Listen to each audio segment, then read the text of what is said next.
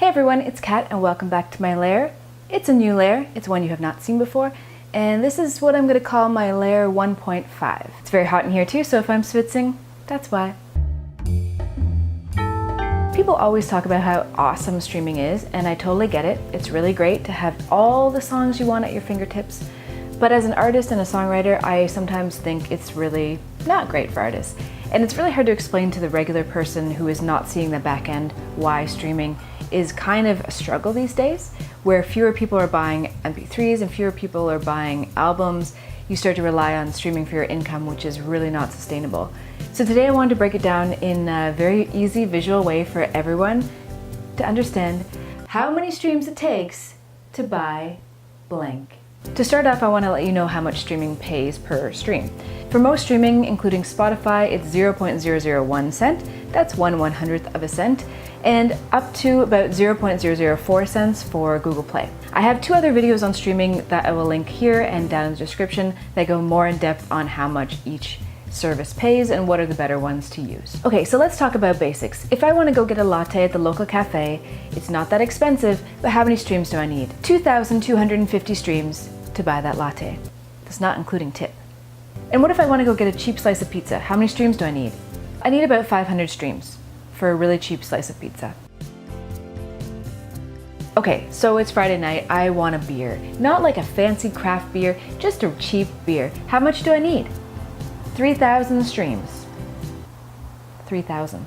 If I have a unicorn apartment in Toronto that's only $1,200, it does not exist. How many streams do I need? 1.2 million streams. Okay. As you can see, it takes a lot of streams to pay regular things that are not super luxurious. If you think about it, you can get millions of streams in a year and it's still not that much money. It's still not paying your rent. And if you're doing music full time, you gotta pay your rent. I'm coming from someone who has written most of the songs 100%. There's no label taking a cut. And a lot of songs, from country to pop to hip hop, have multiple songwriters and have record labels that are taking a cut.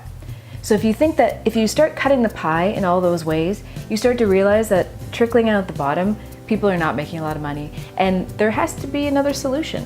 So I've talked about this in other videos. I don't really know what the solution is. People love streaming. I don't think it's going away, but I do want to remind you, if you love an artist, try and buy directly from them on tour if you can, like a CD or an album, vinyl album, or, I mean, MP3s still pay the bills, truly. My quick math, you need between 500 and 800 streams to even get close to that 99-cent mark that you're paying on iTunes. The money is going down. My goal today was to break it down to a very easy to understand kind of way of explaining streaming versus downloading and the income disparity between those.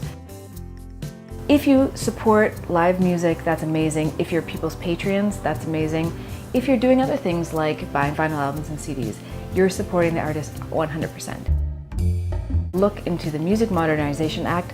It is something that's going through in the US. There's probably similar things going to be happening in Canada and beyond.